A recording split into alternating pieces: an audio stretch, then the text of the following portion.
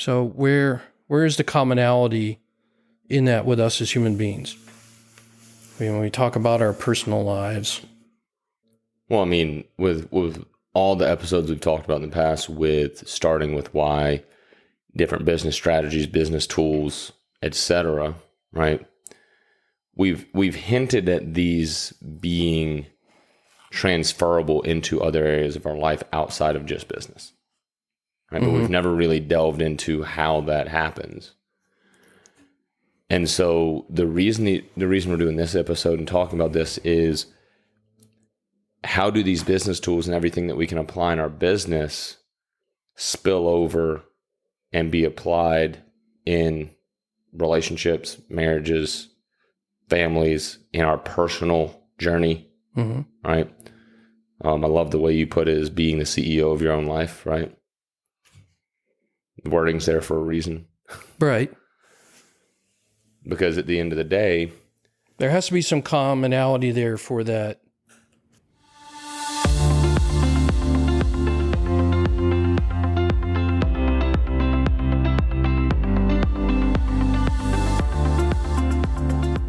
Hello, and welcome to the Generate Your Value podcast. I'm your co-host, Andy McDowell, founder and owner of Generate Your Value, providing life, leadership, and small business coaching services in the Atlanta area. And I'm Zach Levy, your other co-host. I run a nationwide financial service business with my wife, Megan. Together, Zach and I have the intention to bring you tips, concepts, ideas, suggestions, stories, and analogies from A to Z, which will help you to grow your personal brand and small business in such a way that joy, happiness, and success as you define it for yourself are achieved. We hope to use our gifts, talents, and experiences in business to generate value in your life. And with that being said, let's move to our topic for today.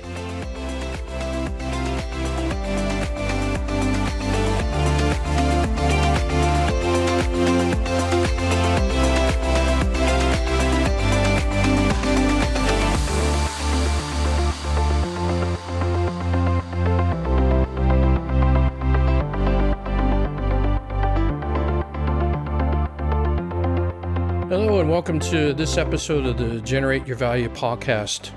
I'm Andy McDowell, one of your co-hosts. And I'm Zach Levy, your other co-host. Coming to you from Atlanta here on a Tuesday. Hope your week's going well. You had a great Labor Day weekend wherever you are in the United States. If you are in the United States, you might be somewhere else. But here in the United States, we're celebrating Labor Day weekend, which usually marks the end of the summer and beginning of fall and football. And still 95 degrees outside though. Well, it is in Atlanta. So today we're going to sort of, how do I put this? We're going to put a bow tie or string a number of things that we've talked about over various episodes in hopes that we can connect the dots for people. So we've talked about a number of business terms or concepts that you could use in your own life to help you out as the CEO of your life. Well, we're going to go exploring as to why, which is another episode we did about the word why. Why do those concepts work within somebody's life? Does that sound all right? Sounds great. Go down that rabbit hole? Go down that rabbit hole. Y'all get to join us on the journey of us brainstorming about this. We seem to have a lot more discovery with that than coming up with a staunch outline. So y'all hang tight with us. And we're continuing our experiment.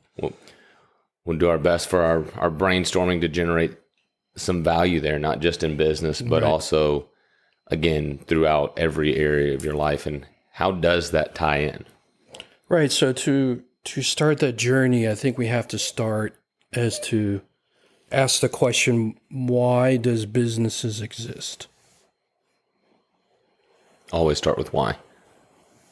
But, I mean, there's something I talk to people about all the time is, business 101 is find a need and fill it, right? So the reason businesses exist are to provide a product, a needed product, a solution, fix a problem, Well, I think I've said this on one episode or two previous episodes. One of the major questions you have to answer when you own or are running a business is the make or buy decision, right? So you have a particular need, and that need may be because you need something to solve a problem, or you're trying to reach a goal, or in business you might have to satisfy a regulatory need or something of that nature. There's different needs that you might have as a business. And the business is there, as you said, to solve the need. But let's go way back in time. Go back to that conversation we had about 20 minutes ago. Long time ago. Right. So back in the days of the caveman kind of eras, everybody was responsible for providing for their own family, right?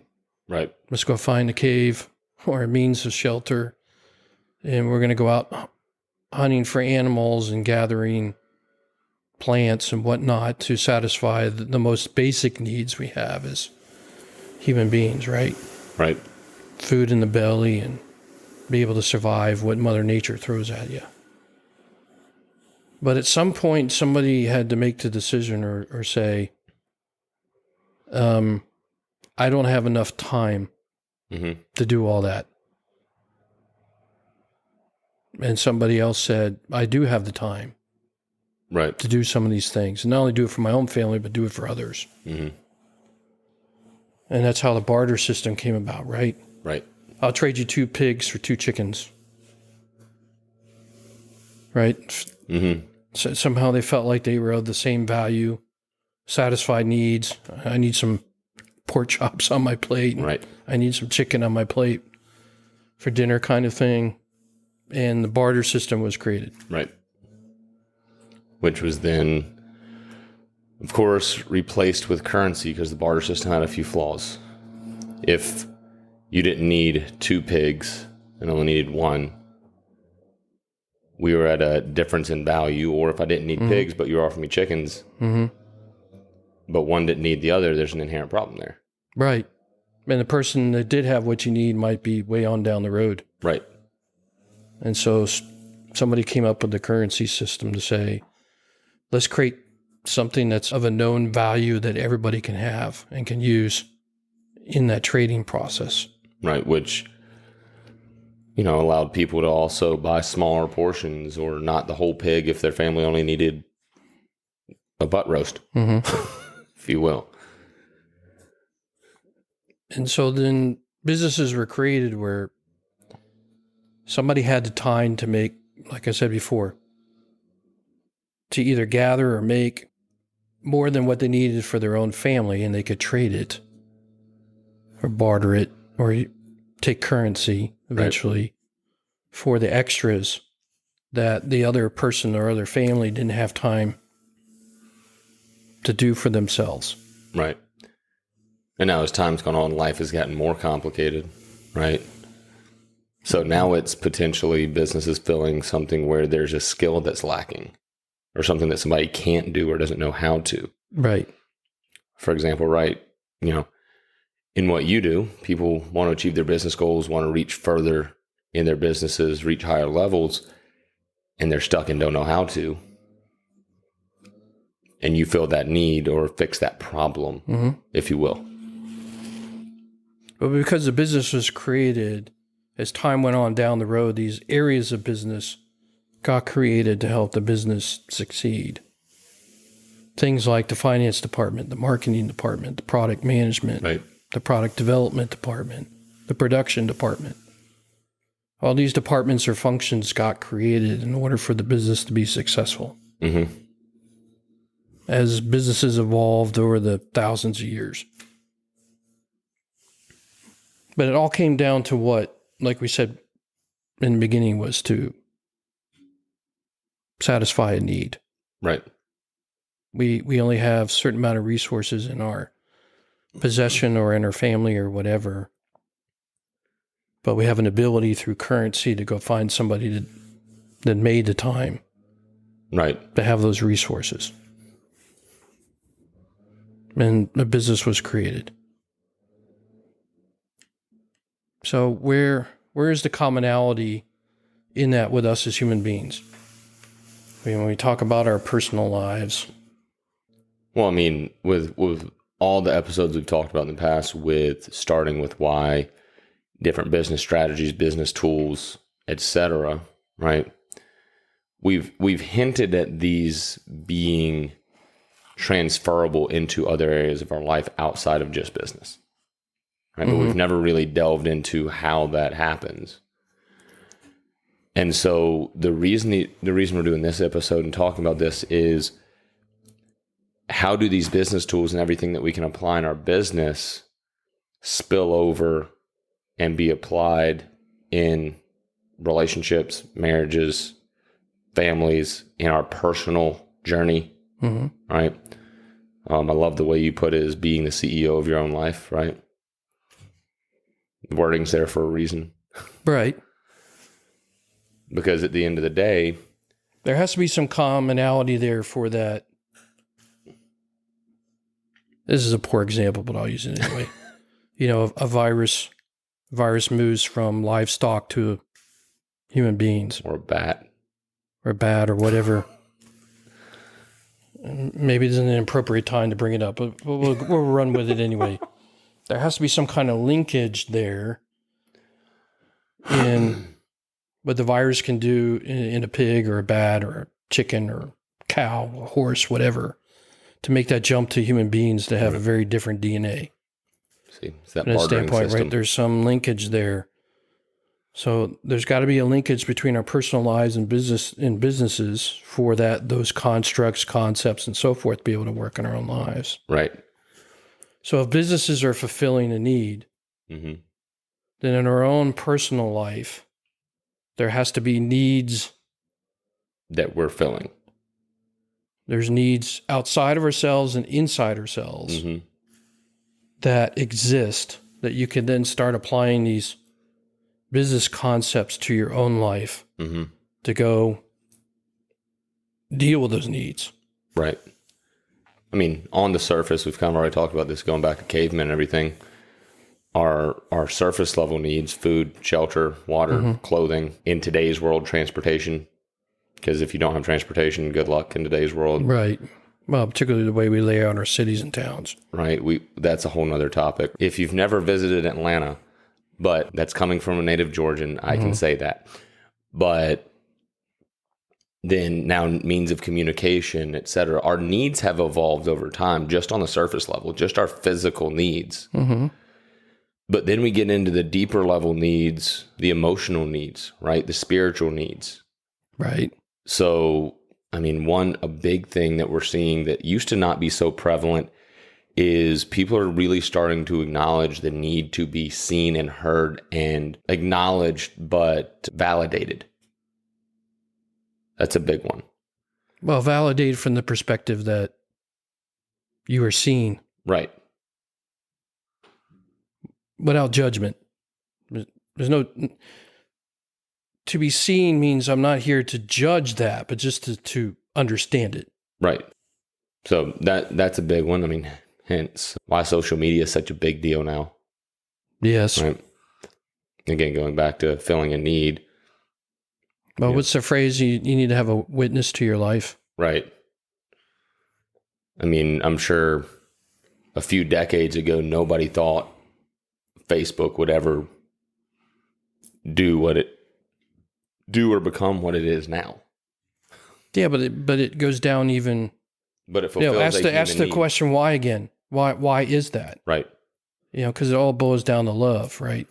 People want to be seen and at least have the perception of an audience and being loved. Somehow the more likes and everything else that you get, it means people are showing you love.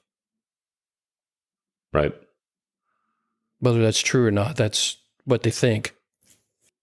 So I think it's The Social Experiment on Netflix. It goes into the whole psychology of how social media loops us in and hits on those human need points and the emotional triggers and stuff. It's scary and interesting all at the same time, actually. The psychology behind Facebook, if you will. Yes. As we as human beings need to receive love and need to give it. Right. For somebody else to receive it, it has to be given from somebody else. Right. Right. It's kind of like there has to be deposits before there's withdrawals in a bank account. There's also a need for a sense of belonging. Mm-hmm. Community. I belong to a family. I belong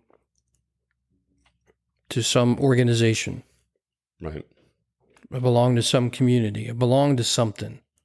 Because in that belonging, there's a root of love, right? There's a need to be part of, we use the word community, but I love putting it this way, is a need to be part of something bigger than just ourselves. Right. Why that is bigger than just us. You're contributing. Right. You're contributing to a cause. Because you're participating and contributing. Naturally, we're communal creatures. Mm-hmm. Right. I mean, again, let's go back to caveman days. There were families, but then oftentimes there were tribes, right? Which, just to plug, great book, go read it. But there were tribes, and they were communal, right? They had people who were hunters, people who were gatherers. They had warriors, right? Protectors, things like that for their tribe. Mm-hmm. I would say it was more so on the female side than the male side. Mm-hmm. You might have hunting parties for the males, but just by nature of masculinity and femininity, community is stronger in the femininity. Well, much more of a communal sense that we all have to work together to help out the whole cause here. But I digress. But again, the same as business fulfilling those needs is we fulfill those needs as individuals and for groups, for communities. Mm-hmm. Right? So in what ways are the business tools that we've talked about transferable? What's the bridge there, if you will? But it's all about needs. Right. About solving problems or achieving goals or whatever it may be. The common linkage is about needs and desires. Needs and desires. So with that linkage there, you can then start taking these business principles and applying them to your own life. Right? So regardless if you're a single person or you're in a family, you need to have a household income. Mm-hmm. So you have to go generate some value out in the world in terms of your skills and talents that a business could use in order to bring income into the household to then put food on the table and a roof over your head. And I think you just made a great point without purposely making it, or maybe you did it on purpose. But I've heard it put this way. A very successful entrepreneur and business leader, his name's Ian Pruckner, did a podcast just about money. Mm-hmm. Right. And so many people view it as currency, as a means to get what they want. He flipped it on its head and basically put it out there in the podcast that money is a direct reflection of how much value that you generate in this world for how many people. Yes. Well, it goes back to what I've said often, that money is a tool. Right. It's not the end all. Money is a tool.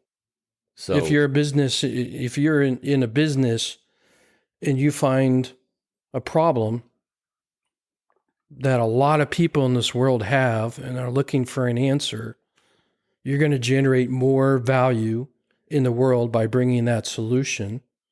And you're going to have a lot of people that are going to be willing to give you money as that tool, that bartering tool, in exchange for the answer you're bringing to the marketplace, which is the whole flipping world. Right. Right. So hence the name of my business and hence the name of this podcast is Generating Value.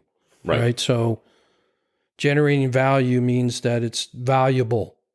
It's worthy, so to speak, without in the marketplace, out in the world. A world that has needs. And hence the reason why these business constructs work in your personal life. Mm-hmm. You may have to tweak them a little bit because personal life is not a business. Right. But you can bring that construct. So one of them we talked about was the SWOT analysis. Strength, weakness, opportunity, threat. Very common, been around forever in terms of a business strategy tool. But you take opportunity, replace it with love, and threat, and replace it with fear. Now all of a sudden you can apply it to your personal life as a life strategy. What are my strengths as a human being? What are my weaknesses? Right. Where are my loves and passions? I want to go leverage those out in the world, whether it be through my career, my hobbies, family life, whatever it may be. And then threats. What are things that could disrupt us living our life? Mm-hmm. The biggest of which is fear. What are we afraid of in our life that's going to hold us back? Is a threat to us living a joyful, happy, successful life. It's a simple business construct, but because we're living in a world where human beings have needs, it works. Mm-hmm. What about product management? What is product management? Let's start with that.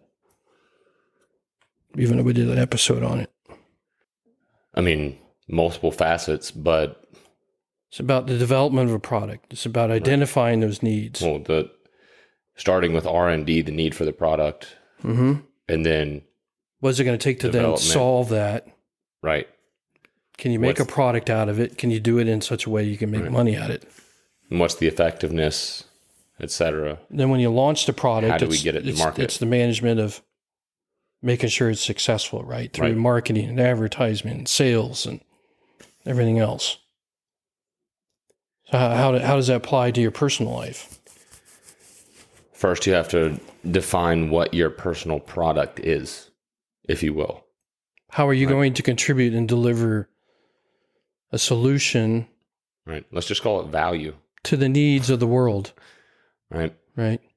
Or some sector of the world. Right. Whether it be a community, a family, or yourself, like we talked about. Right. Mm-hmm. So, what is the need you're trying to fill? And the interesting thing with life is it's never constant. So this could always change. The need for the product could always change. Or evolve. Right. So being able to identify, again, doing research and development, identifying, okay, what problems do I want to solve? Mm-hmm. I mean, let's use it on the individual level. Is what problems do I have within myself or within my own life that I need to fix, solve, or get better at, if you will? And then developing a way to get to that goal or to eliminate that problem even. Mm-hmm. That can also apply to a marriage, right? Well, it can apply to everything in life. Your spiritual life, your physical life, your relationship life, etc. Every phase of it. Right. That's where program management comes in. Here's a business concept about, if you don't know what that is, we have an episode on it, but program is pulling together a whole set of functions within a business to tackle a very complex problem. Right. Like life. Life is very complex. Going back to So you can use a program management strategy in leading your life or living your life. Going back to the system and generating value in the world in all those aspects, spiritual, relationship, physical. I see the gears moving over there. What's going on? They are. I'll let you know. But no, with that, so we'd go back to the episode on program management, which very much so ties into the system of systems. Yes. Right. Because heck, I would say life is more complex than a business. All day, every day. Right. I would say it has more. If you were going to take diamond as an example, mm-hmm. The way you cut the diamond, you can have all kinds of little facets, right? Mm-hmm. To make it sparkly. Mm-hmm. I think life has a lot more of those facets than a business does. Right. And so being able, I think the best way to put this simply is not compartmentalizing. Right. letting these tools and what we apply to, if we will, our friendships potentially flow over into marriage, flow into our communities, etc. Right? Because they're all a system of themselves. Yes. Right? But all those systems work together to build our life. Well, to make life exist and Right. function without a whole lot of chaos in the world. Right. Because again, the every one of those pieces is a department of your quote unquote business that's filling a specific function to allow the others to function properly. Or your industry. Right. A lot of different other industries which have to contribute to your industry to make your industry work. Awkward pause. I know. To edit out or not. But I think the important part and the reason why we talk about these things is to be cognizant of it. To be intentional about it. To look at one's life in sort of this optical way, if you will. Right. Like if we go back to something that, my brain likes to make loops and go back to stuff. But going back to the SWOT analysis, how simple that actually is. And, we were talking about some life stuff earlier, right? And I don't think many people do this, is actually do a SWOT analysis of their life and the different systems of their lives, right? Because, for example, in a business, you can go in and do a SWOT analysis of every single department. Heck, every single employee of every single department. Right? Yes. Same thing with your life. I think, we were having a conversation about this on your birthday, actually, right? That sometimes you have to fire those employees, right? If they're not fulfilling their duties, for example, if you have a data processor, right? Or an accountant that's not doing their job, they get fired. It's the same thing in life, in our relationships, is how do we run that business? Are we letting our employees run our business into the ground? Or are we acting as a strong CEO and acknowledging, okay, here's areas of weakness, right? Here's our strengths in this department. Maybe if we're talking about marriage, we're great in this department, but our weakness is here, which typically in that context I've found, being on number 2 now, and it's the last one, but that oftentimes our strengths are because those areas we're doing based in love, right? It's the love versus fear scenario. And then the things we're weakest at, we typically don't face. And this actually goes way more than marriage, but we typically don't face because of fear. Yes. We try to sweep it under the rug and never work on it. And so then there's just there. But it doesn't go away. And that's Right. why it can be a disruption or a threat Right. If you put in your life. this is going to be a very morbid analogy. I'm sorry, but Okay. if you have a dead body and you put it under your living room rug, guess what? There's It's still gonna a massive lump in your rug, and it's going to start stinking It's going to after start some time. stinking after a while. Exactly. Right?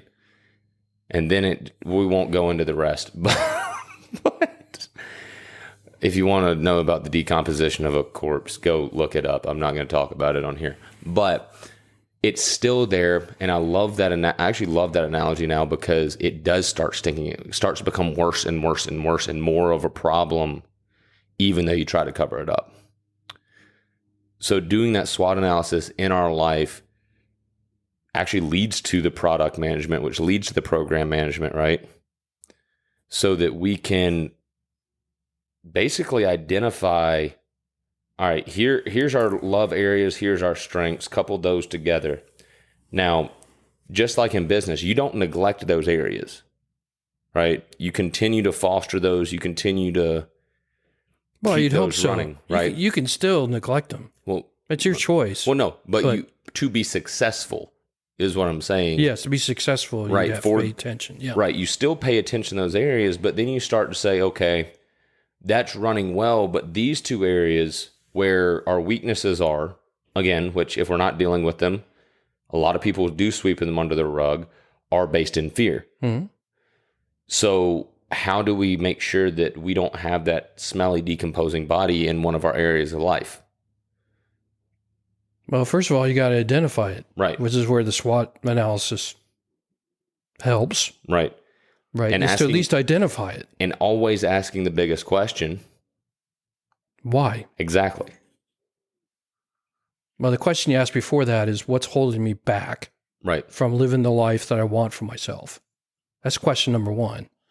And That helps you put the bullets in the threat box or the fear box. Right. I'm being held Then back. with each bullet item, you then have to go ask why. Right.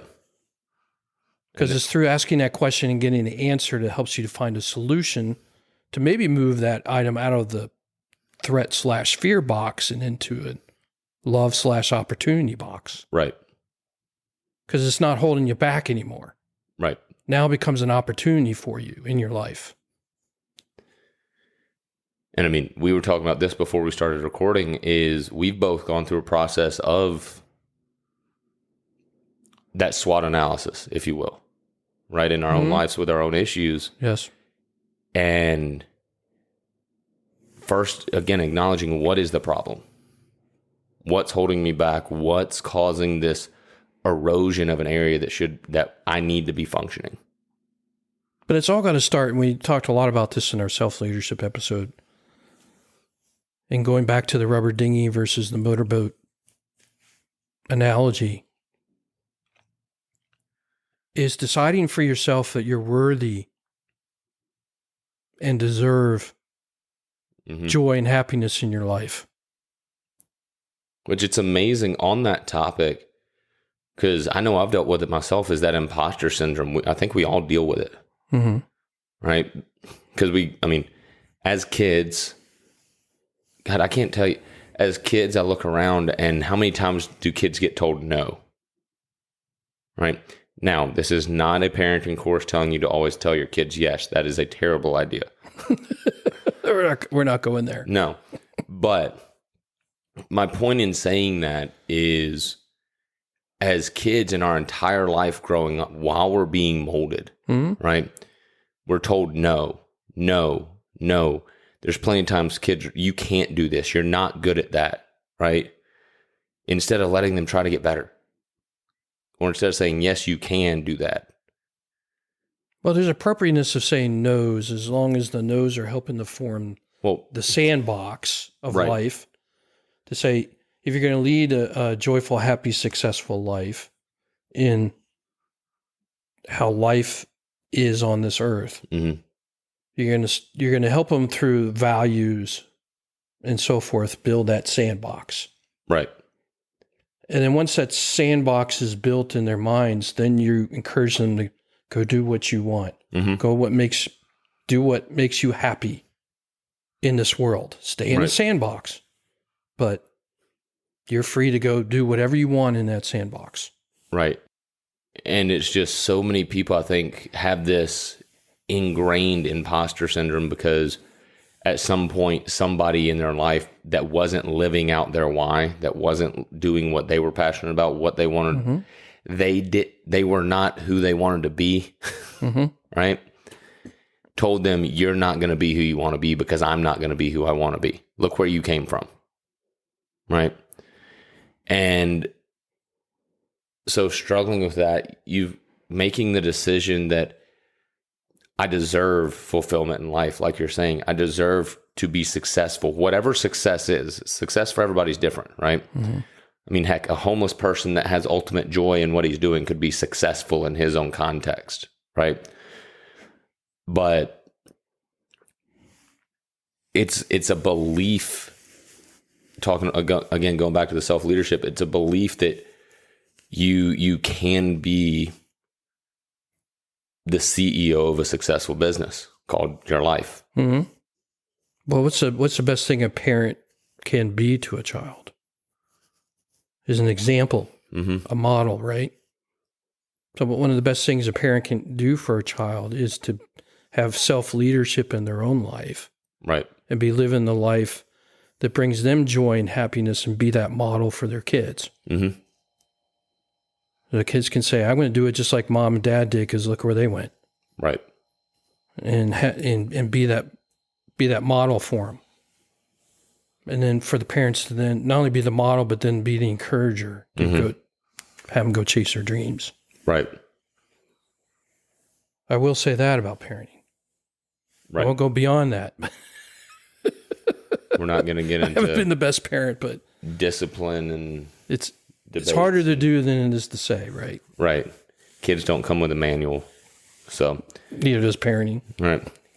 God, I know as a kid, if I have me as a kid, I might kill him. So there's that. Pray for us, Andy, when it comes to Megan and I having kids, that I don't get a me. So again, SWOT analyses, patience, one of Zach's opportunity areas. Uh-huh. So Or an opportunity for growth. right. Well, it's not You hard. have some, maybe not enough, but you have some. It's not hard to grow a mustard seed size. Mm-hmm. So yeah. Just being honest. And again, going back to that, you have to be able to be honest with yourself. But I digress on that. But you have to be intentional. right. Well, first of all, it has to be the desire that I want to live out the life that I want for myself, that I deserve it. And then identifying why or what is holding you back. Right? Why am I not there? What is holding me back? Well, I would say that would be step 3. Step 2 is, what is it? Right. So first one is, I deserve it. So I'm going to go after it. I'm going to be intentional in my life. Step 2 then is, well, what does that life look like? Identifying it. And then step 3 is, well, what's holding me back? Right. Well, that's your opportunity love box and your threat fear box. Right. But then step 3 is what's holding me back. Number 2 is, what does it look like? Where's my opportunity in that SWOT box? But then we get to then move into the other ones we talked about, which is, if you will, research and development, right? Mm-hmm. Where are really how? What makes me happy? Right. Thank you. You have to go try things to go and have some experiences. Right. And they may be scary. And it may be scary. Right. It may be a fear-based area. It may be one of the threat areas even. I don't know if riding a bike brings me joy and happiness until I go try it. To experience it. Right. It's like talking to a little kid. It's like, they turn down food and, you've never tried it before. I don't like it. How do you know? I don't like the looks of it. Right. It looks like it tastes bad. Right. Oh, so it looks like that, but you have no idea because you haven't actually tasted it. Right. Well, that goes back to the story of the CEO that went skydiving that I was talking about before we started recording. Is jumping out of a plane was, paralyzing fear for him. And then once he got up with an instructor, they jumped, and they're falling through the air, and he's trying to say something, and he just can't talk. Mm-hmm. But once they reach the ground safely, the instructor asked him, what were you trying to say? He said, I'm proud of myself. He said, I overcame the fear, and I found that was the most exhilarating experience of my life. Mm-hmm. Yeah, because through the act of courage, or an energy level of courage, moved from a fear basis to a love basis. Right. And then once you develop what you're going to accomplish, it's, again, moving into having program management. What areas are going to help you accomplish that? What departments are necessary, if that makes sense? Well, that naturally comes out of, when you're running a business, you're establishing a strategy first. And then from that strategy, you go build departments, processes, functions necessary to execute on that strategy. Right. And that's where your product management comes in, your program management, and so forth. Right. But until you become introspective, want to own your life, be the CEO of your life, and sit down and put a strategy together for your life using a SWOT analysis as one tool in doing that, then you have you're going to be living in a world of chaos where you don't know where to go focus your time. Mm-hmm. It's the Hail Mary pass strategy. Well, again, it goes I'll back. just go along. I'll just It goes back get in my to the rubber dinghy in the Yeah, ocean and just exactly. float around, see where life takes me. Right. Might take you somewhere nice, but Might take you odds are straight against into a you. hurricane. Mm-hmm. Exactly. So, whereas again, being able to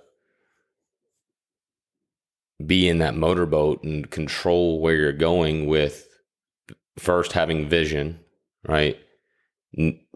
If you will, seeing what you want your life to look like, knowing what you want your life to look like. Your fuel for the boat Right. is intention. Right. There's, God, I can't remember the verse, but there's a Bible verse that says, without vision, the people will perish. Mm-hmm. Right. And having a defined vision, right? And I feel like a lot of people definitely struggle with that. Is they, for example, in the business world, because that's where we both spend a lot of our time, but people say, I want to make a lot of money. What do you mean? To a starving child in Africa, $1 may be a lot of money. Mm-hmm. Right? It's having... About context at right. that point. I mean, Think and Grow Rich talks about having a specific dollar amount you want in your hand by a certain date. Right? Mm-hmm. And, telling the universe exactly what you want, specifically. Then moving, like you said, with intention, the fuel for your boat, powering that boat along to your destination. Mm-hmm. Because monitoring your progress as you go along. Right. Doing assessments as you're going along. Right. Am I on track? Am I on track? Am I on track? Right. That's your GPS, right? Showing you if you're en route, right? And as we talked in I think we did 2 episodes in business strategy, there's assumptions built into that. Mm-hmm. Right. Assuming that you're going to have clear weather, right? If we're using the boat analogy, and then, okay, there's a storm that knocks us off course. How do we correct? How do we adjust our business strategy? Well, you might have a big assumption, and I think this activity is going to bring me a lot of joy and happiness. I like the looks of it from afar, but I've never done it. Right. But I'm going to set an intention to go do it, assuming that it's going to bring me joy and happiness. Right. And then you go do the activity, and you finish it and go, nope, didn't do anything for me. It's kind of like eating at that restaurant going, okay. That means that assumption is no longer valid. Right. And I now need to tweak my life strategy. Right. And it doesn't matter where you're at in life is the crazy part. Right. Well, it's valid every single day of your life. Well, where I was going with this is like when you and I did that, we're on that board for the young entrepreneurial class that our esteemed former guest, Chris Lalamia, put on, which was, I think, is an awesome idea. Yep. Shout out to Chris on that. But, you're looking at these kids that are in college or going into college, and they have their entire life in front of them, right? To figure out what exactly makes them happy. And you remember some of the questions were, well, what do I do to find out, what I don't know what I'm passionate about? Go try shit.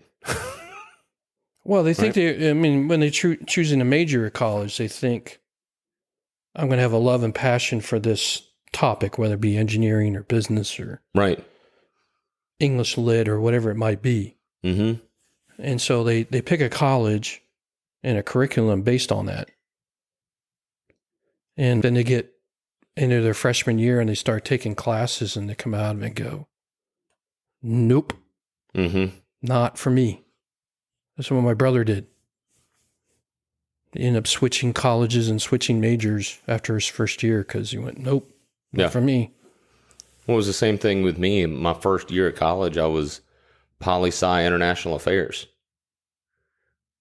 Once I got in and learned about poli-sci international affairs, it was, no. Not so much that I wasn't even passionate about it. More so I was like, this is really a dirty space. I'm good. Right, but once again, you were invalidating an assumption Right. in your business strategy or your Right. life strategy. And you had to tweak it. You had to change course a little bit. But you didn't know that until you went out and started experiencing it. Right. And that's what, teenagehood, 20s is all about, is trying to experience things and doing a lot of tweaking or changing of your life strategy based off of what you found out. Right. Because you were coming up onto experiences in life you were doing for the first time. Right.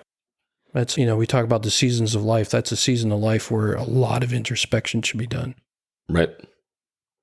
Which unfortunately, getting into mentorship and things like that, a ton of late teens and 20-something-year-olds don't have that. They don't have somebody to say, you don't have to do what your parents told you to do. Mm-hmm. I see so many people in the workforce that, I've got a great job, I make great money, but they're miserable. Because it has nothing to do with their passion, right? Well, it's about the impact of leadership. Mm-hmm. What kind of leadership are the parents providing to their kids? Right. Are they leading them to live a life of love, or is it a life of fear? That's a big question. Are their decisions fear-based of what might happen if I don't do this? Well, a life of intention, a life of vulnerability, a life of introspection. And all that's okay. It's okay to have some fears in your life. First part is identifying it, and then two is doing something about it. Mm-hmm. And that's okay. Because if you say I have zero fears, you're probably fooling yourself. I'd like to meet a person who has no fear. Right. Truly no fear. So, that's a person at peace, total peace. Right. If you have no fears whatsoever. I want to shake that man or woman's hand and then have a very long conversation with them. Well, there's probably less than 100 people in the history of the earth that reached something close to that. Right. The Mahatma Gandhis and so but forth again, of the world. Their entire life was filled with introspection, prayer, meditation. Yeah. And, if you will, connection. Connection in the spiritual world. Right. And I feel like with technology and everything we have now, we're actually, it's a huge barrier to that connection in today's world. Well, we have too many distractions. Right. People have sold us stuff that says you need this when we really didn't need it. Yeah. It's really a nice to have. We've gone down a lot of tangents today. We have. This is what happens when we brainstorm on episodes. But I hope these tangents have tangible nuggets and value in them. I feel that they do because... Well, I think, like I said, I think it brings a bow tie to a number of episodes we've done with little snippets here and there, sort of put it together in a big picture. Mm-hmm. In saying that you need to be the CEO of your life, go after what you first at least perceive and eventually achieve, enjoy and happiness and success in your life. Mm-hmm. But you got to come to the table with an attitude of intention, right? Self-discovery through experience that you then use to put together a life strategy and all these other business tools to help you go achieve it. Right. And have a successful, joyful, and happy life. By the way, there's these things in textbooks and so forth and sitting in folders and manuals and corporations around the world that can be used to help you achieve that. And that's what we're trying to shine a huge light on here at Generate Your Value. There are things out there that have been used for years that you can use in your own life to help you achieve that joy, happiness, and success. Mm-hmm. Just got to want it. Know what you want, have intention to get it, and go generate your value. Wake up every day with an intention to live out your why, be who you want to be, and use those business tools in your life to make sure that you stay on course. Yeah, an underlying thing here we haven't said is it takes work. It Takes work to run a business. What? It takes work?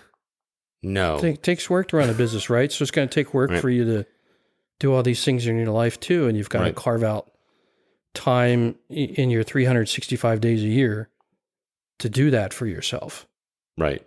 And that's how you start having self-worth for yourself, is by taking that time and say, I'm worth it to take this time and this energy to sit down and do these exercises that are going to be my guideposts in leading my life. And in that, there may be some things you're doing right now. Again, self-analysis is there may be some inefficiencies there that aren't giving you enough time to put the work in. So just like with anything, you may have to sacrifice to be able to do the work. There might be some things that need to either be put on the back burner or be eliminated altogether for a time being. Well, just like in business, you have limiting resources. Right. Same thing in life. Time is the biggest. The biggest and the only non-renewable. And you don't know how long. Right. Part of that analysis, I mean, we know that we could be gone the next minute, right? No man knows the number of his days. But that's another analysis too, is depending on what areas you want to work on, are the moments that you're spending filled with intention, or are they adrift? How are you? I love it this way. I've heard this said about time. There's four things we can do with our time. We can waste it. We can spend it. 3 really, or we can invest it. Yeah, I was just about to go speak about investment. Yeah. Because you're investing finite resources in a business. Right. I have a certain amount of bucket of cash I'm starting with to start this business. Where am I going to invest that money? Right. In what activities and what people? Right. Same thing in your life. You have a limited amount of time. Where am I going to invest my time to lead the life that I want for myself? Right. And you can ask yourself that question with every activity you're doing every single day. I'm going to go invest an hour of my day to go do this. Okay. Is that activity going to serve my life? Serve my life plan? Serve my life strategy? If it's not, then I might have to question, why am I doing it? And it's okay to say, well, I'm going to go do it for fun, for energy. We all need that. Right. It's just a question of, are you doing too much of it? That was a lot today. It was. We probably should wrap it up there. So. Lots to think about. I think we could do spinoffs on every single tangent we did, but yeah. Well, we pulled in about a dozen episodes we've done already into it. Right. So, but with that, to our listening audience, thank you so much for today spending about an hour with us. It went a little bit longer, but that's what happens when you just unpack. And pray again that we generated value in your life. And if you feel that we did, and that this time was well invested, that you would help spread the word. Give us a like, share, and a follow. Also, that button is spelled subscribe. And just help us generate more value. If you're, if you want to dig deeper, you know where to find us. So feel free to reach out. It's our why to generate value in this world, as Andy said, right? So, Andy, anything else for him? No, I would just say it starts with mindset and attitude and a life of intention. That's the first step in moving forward. Right. If you're lost or looking for how to start doing it in a productive way and invest my time properly, that's where it starts. Right. It starts between the thing between your 2 ears. Right. And then that thing that goes ba-boom, ba-boom, ba-boom in your chest. And if you can start there, it's just a matter of putting one foot in front of the other intentionally, and you'll get yourself there. That's it. All right. Well, with that, y'all, thank you again. And we look forward to you joining us next week. Next Tuesday for another episode. Yes. And we hope you have a great day today, a great week, a productive week. An intentional week. An intentional week, good investment in your life. and go out there and generate your value in this world. Take care.